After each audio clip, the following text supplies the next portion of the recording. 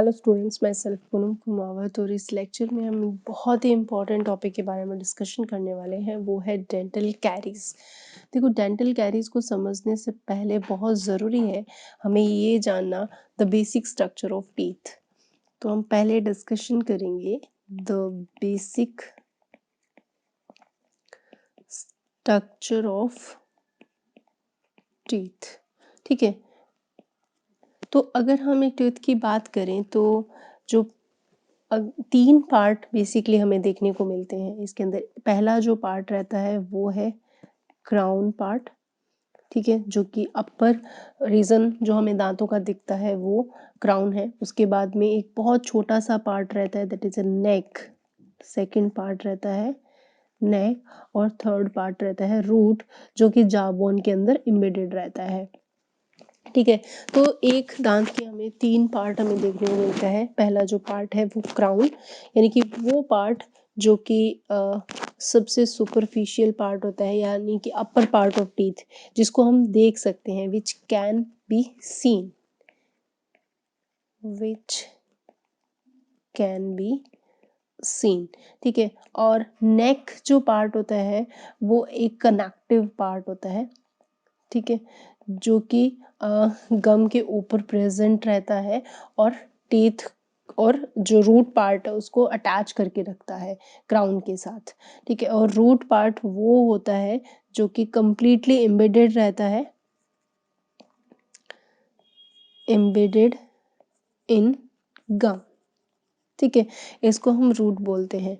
तो अगर हम क्राउन, नेक और रूट की कवरिंग्स की बात करें, ठीक है, तो जो सबसे ऊपर शाइनिंग कवरिंग हमें देखने को मिलती है दैट इज अ इनेमल। तो टूथ की कवरिंग की बात करें तो बेसिकली हमें 3 कवरिंग यहाँ पे देखने को मिलती है, that is a first enamel part, second जो रहता है वो डेंटाइन रीजन है, ठीक है, और थर्ड रीजन है वो है पल्प कैविटी। ठीक है, तो अगर हम इनेमल की बात करें, इनेमल जो है वो हमारी बॉडी का सबसे ज्यादा हार्डेस्ट सब्सटेंस है, इतना कि वो हमारे बोन से भी ज़्यादा हार्ड है। ठीक है, और इनेमल लेयर जो है सबसे ज़्यादा शाइनी लेयर होती है, सबसे ज़्यादा चमकती हुई है, यानी कि जो आपको दिख रहा है शाइनी सरफेस टीथ का, वो बेसिकली इनेमल की वजह से है, यानी कि ये बहुत ही शाइनी मटेरियल होता है। ठीक है, और बॉडी का सबसे ज़्यादा हार्डेस्ट पार्ट है, और क्राउन का जो आउटर लेयर है वो इनेमल का ही बना होता है। ठीक है, इनेमल के जस्ट नीचे क्या प्रेजेंट होती है, वो होता है डेंटाइन, और डेंटाइन जो है वो बोन लाइक हार्ड मटेरियल है, बोन लाइक हार्ड मटेरियल। ठीक है, तो उसके बाद हम देखें कि लेकिन डेंटाइन जो है वो इनेमल से ज़्यादा हार्ड नहीं होता, यानी कि इनेमल जितना तो हार्ड नहीं होता लेकिन बोन जितना हार्ड होता है, और ये एक सेकेंड लेयर रहती है डेंटाइन, जो एनिमल के जस्ट नीचे प्रेजेंट रहती है। उसके बाद में जो मेन पार्ट हमें देखने को मिलता है, डेंटाइन जो है वो एक कवर करके रखता है कैविटी को, जिसको हम बोलते हैं पल्प कैविटी। तो ये जो कैविटी हमें देखने को मिल रही है, ये कौन सी कैविटी होती है, ये पल्प कैविटी है। ठीक है, और इस पल्प कैविटी के अंदर बेसिकली हमें मेन चीज़ें जो देखने को मिलती है वो रहती है, यहाँ पे ब्लड वेसल्स होती हैं, ठीक है, और बहुत सारी नर्व्स हमें यहाँ देखने को मिलती है। तो यहाँ पे हमें क्या देखने को मिलेगा, ब्लड वेसल्स प्लस नर्व्स हमें यहाँ देखने को मिलती है। ठीक है, और रूट जो है टीथ का वो कवर्ड रहता है एक बहुत ही हार्ड सब्सटेंस से, जो कि यहाँ पे प्रेजेंट रहता है, जिसको हम क्या बोलते हैं, सीमेंट या सपोर्टिंग लिगामेंट के नाम से भी हम जानते हैं इसको। ठीक है, जिससे कवर्ड रहता है। अब बात करते हैं टीथ डिकिंग की। तो अभी अभी मैंने आपको बताया कि हमारी बॉडी का सबसे हार्डेस्ट सब्सटेंस कौन सा है, इनेमल। ठीक है, अब इनेमल जो है वो डिसॉल्व हो जाता है एक एसिड के थ्रू। ठीक है, तो यहाँ पे सबसे इम्पोर्टेंट चीज़ है कि हमारी बॉडी का सबसे हार्डेस्ट सब्सटेंस इनेमल, और वो भी क्या हो जाए, क्या हो सकता है, कैन बी डिसॉल्व हो सकता है बाय एसिड। ठीक है। और ये जो एसिड है, यहाँ पे इस एसिड की बात कर रहे हैं, ये एसिड कौन प्रोड्यूस करता है? It produced by bacteria. ठीक है। और कैसे? तो मैं आपको बताऊं, जब हम खाना खाते हैं तो खाना खाने के बाद में कुछ पार्टिकुलर पार्ट, खाने के पार्टिकल जो हमारे दांतों में फंस जाते हैं, और बेसिकली उनके अंदर अगर शुगर है तो उस शुगर पे ये जो बैक्टीरिया है वो एक्ट करता है, यानी कि जो भी पार्टिकल अगर बचा हुआ है शुगर, उसके ऊपर ये बैक्टीरिया जो है वो एक्ट करेगा, और बैक्टीरिया एक्ट करके उस शुगर से क्या प्रोड्यूस करेगा? एसिड प्रोड्यूस करेगा। और ये एसिड क्या करता है? इनेमल को डिसॉल्व कर देगा। ठीक है, डिसॉल्व इनेमल। ठीक है, जिससे कि क्या है, हमारे बॉडी का सबसे हार्डेस्ट सब्सटेंस यहाँ पे क्या होना स्टार्ट हो जाएगा? डिके होना स्टार्ट हो जाता है। तो यहाँ पे अगर आप देखोगे कि बहुत सारी चीज़ हम खुद अपनी पर्सनल लाइफ में फील कर सकते हैं। अगर हम ब्रशिंग नहीं करें कुछ दिनों तक, फिर क्या होता है कि मास ऑफ बैक्टीरियल जो सेल्स होती हैं वो खाने के साथ मिलकर एक स्पेसिफिक स्टिकी लेयर बना लेती है विद फूड पार्टिकल्स। ठीक है, येलोइश कलर की लेयर बन जाती है, बहुत स्टिकी लेयर होती है टू दी टीथ। एंड इसको हम किस नाम से बोलते हैं? क्या बोला जाता है? इसको बोला जाता है डेंटल प्लाक। इसको बोलते हैं डेंटल प्लाक। ठीक है, तो हम यहाँ देखते हैं कि ये जो डेंटल प्लाक है वो हमारे दांतों के, हमारे गम्स के इर्द गिर्द ही ये बनता है।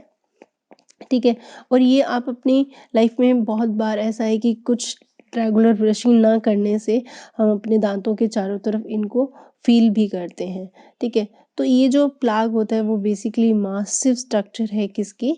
बैक्टीरिया की, जो कि फूड पार्टिकल के साथ हमारे गम्स और टीथ के ऊपर प्रेजेंट रहता है। तो अब यहाँ से ये एसिड प्रोड्यूस करता रहेगा, और ये एसिड जो है वो एनिमल को ब्रेक कर देगा, डिके कर देगा। कुछ इस तरीके से हमें डेंटल कैरी की स्ट्रक्चर देखने को मिलती है। तो इस डायग्राम में हम देख सकते हैं कि जो ये इनेमल लेयर है, इसके ऊपर इस तरीके से ये इनेमल जो है वो धीरे धीरे टूटना स्टार्ट हो जाता है। अगर आपने छोटे बच्चों के देखा है, बहुत ज़्यादा चॉकलेट्स या बहुत ज़्यादा मीठा खाते हैं तो उनके दांतों के ऊपर ऐसे छोटे छोटे होल्स बनने लग जाते हैं, छोटे छोटे पोर बनने लग जाते हैं। वो बेसिकली क्या कहलाते हैं? डेंटल कैरीज कहलाते हैं। ठीक है, तो इस तरीके से हमारा जो इनेमल पार्ट है वो उसमें डीमिनरलाइजेशन होने लग जाता है और वो सॉफ्ट हो जाता है। तो अगर हम ब्रशिंग करते हैं, ठीक है, रेगुलर या खाना खाने के जस्ट बाद अगर हम बात करें, the teeth, brushing the teeth after eating removes the plaque before the bacteria produce acids. ठीक है, और अगर ये प्लाग रिमूव नहीं किया, इफ दी बैक्टीरियल प्लाग जो है वो डेंटल प्लाग अगर रिमूव नहीं होता है तो क्या होगा? That is a very important point, क्योंकि यहाँ पे बहुत बड़ी प्रॉब्लम आने वाली है। तो जो बैक्टीरिया है वो क्या करेगा? Goes deep down around the roots of the teeth. ठीक है, तो वहां तक पहुंच के ये हार्म करेगा।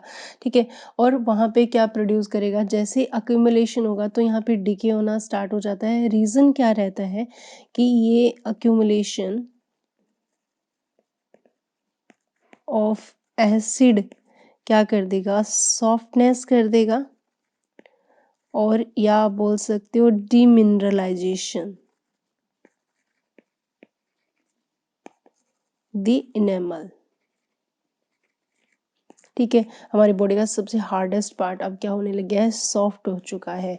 तो डेंटल कैरीज बेसिकली हम बोल सकते हैं कि, या टीथ देके जो दोनों है सॉफ्टनिंग ऑफ इनेमल या डेंटाइन के होने से होते हैं, तो हम बोल सकते हैं dental caries or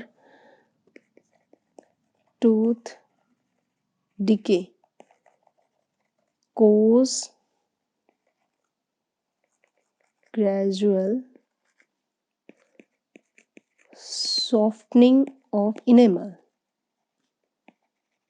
and dentine, क्योंकि डेंटाइन भी तो लेयर है हमारे टीथ की।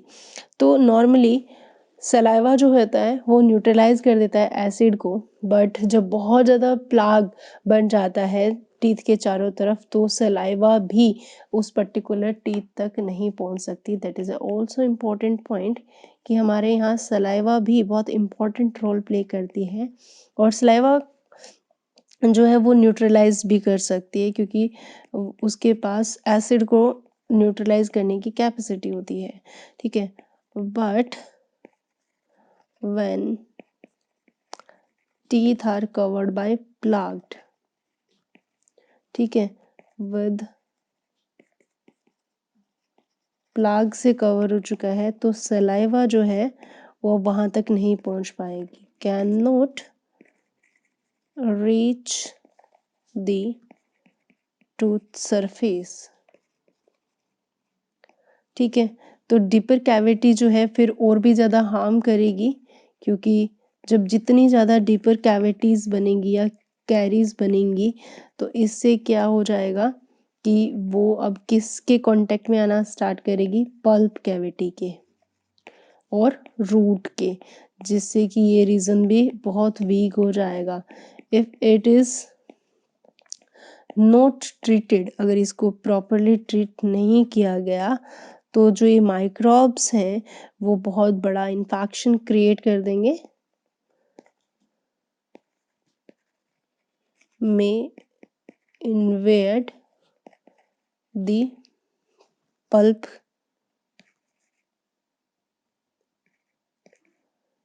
इन्फ्लामेशन। सबसे इम्पोर्टेंट पॉइंट कि इन्फ्लामेशन मतलब सूजन आ जाना और इन्फेक्शन, ठीक है। That is a very very important point कि अगर हमारे ये डेंटल कैरीज जो नीचे तक पहुंच जाएंगी तो बहुत बड़ी प्रॉब्लम हो सकती है। तो इस तरीके से अगर हम एक नॉर्मल और डेंटल कैरी टीथ की कंपैरिजन करें तो कुछ इस तरीके से देखने को मिलेगा।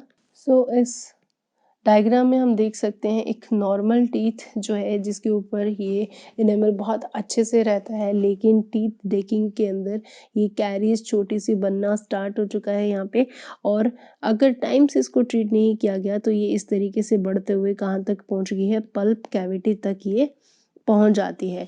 तो ये एक बहुत ही इम्पॉर्टेंट प्रॉब्लम रहती है जिससे कि इन्फ्लामेशन और इन्फेक्शन होने के पूरे पूरे चांसेस रहते हैं। तो जितना हो सके अवॉइड करें शुगर को, और अगर आपने खाना खाया है तो उसके बाद में रेगुलर ब्रशिंग, और दिन में 2 बार कम से कम, और टाइम पे अगर हम ब्रशिंग करते हैं तो डेंटल कैरी जैसी प्रॉब्लम से बचा जा सकता है। सो नेक्स्ट क्लास में मिलते हैं नए टॉपिक के साथ, तब तक के लिए stay happy, keep studying, thank you.